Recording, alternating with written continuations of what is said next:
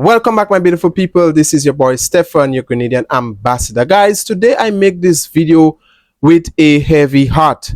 You know, one of the problems here in Grenada with us is that we have allowed politics and party and color to divide us so much. Some of us, politics is like our cup of tea. We are so caught up in it that we forget, or we are blindsided about the danger, the magnitude of the danger that we are now facing. In this video, guys, as I said, it is something very heavy for me, because what was supposed to be Friday, a day where the nation will at least we will get an idea of where we stand as a Grenadian people, when it comes to the US request and all the military stuff that is going on with the United States. Our Prime Minister has postponed the event without giving no apparent reason, or the address that he was supposed to give to the nation, the update that we were supposed to get from him. He has walked back on his words, because he promised we would have gotten something. He would have said something by the week up. Before the week up, we would have heard something, but he have walked back on his words, and he has postponed the update to the nation.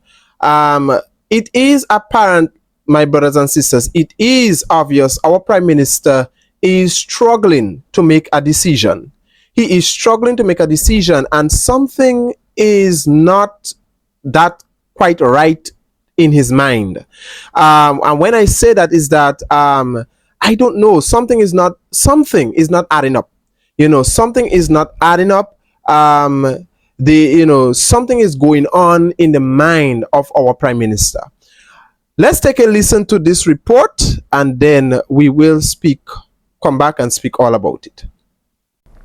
Grenadians may not get to know of its government's decision on the U.S. military request by this weekend after all. Prime Minister Dickon Mitchell has said on his own podcast Tuesday night that his briefing to the nation on the issue will come in Parliament on Friday, but suggested it is likely to be more of a contextual report.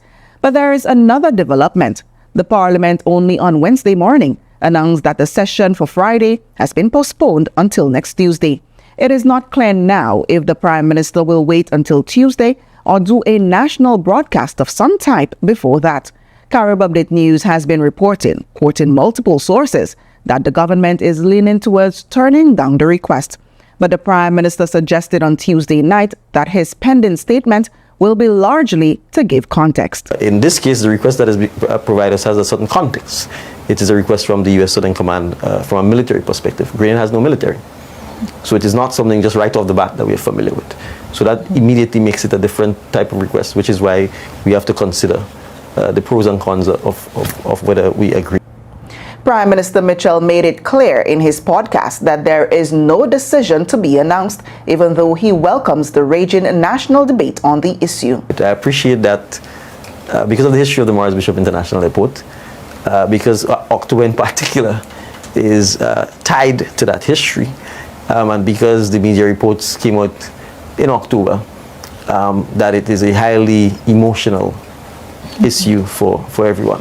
But for me, as the Minister for National Security, we have to validate that. We have to take into account, and I'm extremely happy that the public has had extensive debating. They've shared their views. They've spoken about it. People have made their comments. People have sent their suggestions. People have made their recommendations. It shows the vitality of our democracy. It shows that freedom of speech is alive and well in Grenada. And it shows that we have a government that clearly understands that, because we made no decision. If we had made a decision without informing the public, without discussions with the public, it would have been a different thing. Speaking at a government-sponsored Heroes Day event on Monday as a guest speaker, Dickon Mitchell, who is also Director General of the OECS, said Grenada is being put under tremendous pressure. We have seen how great powers use small lands for proxy wars, and how the lives of ordinary people are left shattered in its wake. Let me say clearly, the OECS stands in full solidarity with the government and people of Grenada as they navigate these imponderable currents. We recognize the tremendous and enormous pressures brought to bear on small states that strive to chart their own course in a turbulent world. And we affirm the right of every Caribbean nation to determine its destiny, free from coercion, free from fear, and faithful to its own conscience. Jules said countries such as Grenada will choose a dialogue over confrontation. Once again, the powerful seek to use the small as pawns in their great game of global dominance. The Caribbean has long declared itself a zone of peace, a region that chooses dialogue over domination, cooperation over confrontation. Mitchell said the request had been before the government since August. It was only made to comment on it this month, less than 24 hours after Caribbean News, together with WPG-10 TV, broke the story. The public became aware of this through media reports, and we responded. But this request was made since August. We're in October. So if we were in a position to make a decision, August, September, October, and if we wanted to rush to do so, we could have done so. From the Breaking News Desk, I am Tahira Burke. So while the Prime Minister is struggling to make a decision, take a look of what is happening. Tonight we look at the growing U.S. military presence in the Caribbean. For years, most of America's military might was split between the Middle East and the Pacific. Now the Pentagon is reallocating assets from those regions, moving warships to the Caribbean in what looks like a major military buildup in that region for what many fear is an undeclared war. Here you have the Caribbean that is about to become the new Middle East of the world. Because a war is about to take place. It's not if, it's not might, it's not but. This is reality that is about to come true. A war is about to take place in the Caribbean. And here we have our Prime Minister, the Honorable Dickon Mitchell of Grenada, struggling, delaying to make a decision. You know, I have to say this, guys. Whoever is advising the Prime Minister, you are doing a hell of a horrible job. You are doing a hell of a horrible job. And this thing about contextual response and in which context the request is being made, it's just utter rubbish, utter nonsense. This request calls for a straightforward response. Look at Antigua and Barbuda. They are a small island nation just like us, and the repercussions will be experienced just like us. But the leader, Gaston Brown, have stood his ground. He has exercised, he have chose to keep his dignity and his people, and chose to exercise strong leadership. My dear Prime Minister, your delay is raising questions about your leadership. Your delay is, you are stalling. Time is running out and you are stalling. And when something is stalling, it means that there is a problem. There is a problem on the inside. So as much I support all the initiative that you are taking with Africa, now this time that we are in now, we are calling for strong leadership, my dear Prime Minister. This is not a time to mix words, to mince words, to walk back on things. This is a time to exercise strong leadership. The Grenadian people is calling for strong leadership. That is, this calls for straightforward response. And I didn't appreciate the fact that you giggled about the history that we have when it comes to Maurice Bishop and the Americans. This is not something to joke about. This is serious times that we are in. This is a serious juncture in our society right now. This is a serious decision that we have to make. The request is calling for a decision. It is yes or it is no. You quoted from the Bible just the other day, and the same Bible says, let your yea be yea and let your nay be yea. Let your nay be nay. All right? The same Bible says, let your yes be yes and your no be no. Anything apart from that, anything you know, going down rabbit trails apart from saying yes or no, it tells that there is a sign of weakness and there is a sign of deception that is going on. Right? There is a sign of deception that is going on. This is not a time to joke around right now. As I am receiving information, we are receiving information that the United States government and military is in a few weeks' time, maybe this week or next week, who knows? But very soon, they are about to brief CARICOM about shutting down the airspace for commercial flights. Trinidad is currently evacuating, right? The U.S. Embassy is currently evacuating the people from Trinidad, American citizens from Trinidad and Tobago.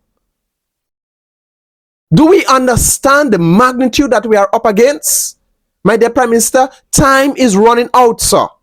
Time is running out. This is not a time to lag. This is not a time to... This request does not require for us to go in a lab and dissect it and analyze it and see what it's about. It calls for a straightforward response. I am highly disappointed. Really disappointed. I am beginning to question the approach that we are taking towards this response, the approach of the government when it comes to this response. Are you scared of something? Are you scared of repercussions? Well, this is what BRICS is all about. This is why you are taking the initiative to go to Africa and bridge the gap. This is the reality of things. There are other markets out there that is ready to welcome us to do business with us. So why are you saying one thing on the other hand, and on the next hand, you are afraid, you are skeptical, you don't, it's like you're in two minds. You cannot be double standard on this issue. You cannot be double standard on this issue. It's either yes or it's either no. And the Grenadian people is looking for a straightforward answer, which is no. Because this will put us in a detrimental situation. This is not the time for us to turn our backs on our friends that have been helping us since way back when. Even before the United States came on the scene. All right? And the United States the government of America don't give us much. They don't really help us in anything. They don't give us much. They don't give us much so that we can stand our own 2 feet. They only give us just the right amount so that we come back and keep begging. Is this what we want, dear Prime Minister? Is this what we want? Why are you playing with the nation's feelings? Do not play with the Grenadian people. The Grenadian people have a history of revolt. We are a revolution set of people. And as I said it before, the ball is in your court and your government court. The ball is in your court. You do the right thing and adhere to the voice of the people, and you will remain there. You do what you want, and then call your Prime Minister roll a day. That's it for you. The Grenadian people is watching. Unless maybe you're tired and you're fed up with the whole politics thing and you just want to get out of that. And it seems as though that is what you are demonstrating. We need strong leadership at this time. I know some people will not agree with what I'm saying. They will not agree with what I'm saying. But there are certain things we need a direct answer to. All right? This delayal and this whole simidimi thing, it ain't working for the Grenadian people. It's not working for us. I don't. It's either yes or no. When you this simidimi and this delayal and this whole kind of thing is just leaving us more frustrated, anxious, and confused more than anything else. All right? It's like when you apply for a job or you ask somebody a question. It's either yes or no. The answer has to be yes or no. It's not well this and well that. No. It's either yes or it's either no. And when you give your yes or no response, then you explain why. We need strong leadership at this time. Let me know what are your thoughts in the comments below. Take care. God bless you.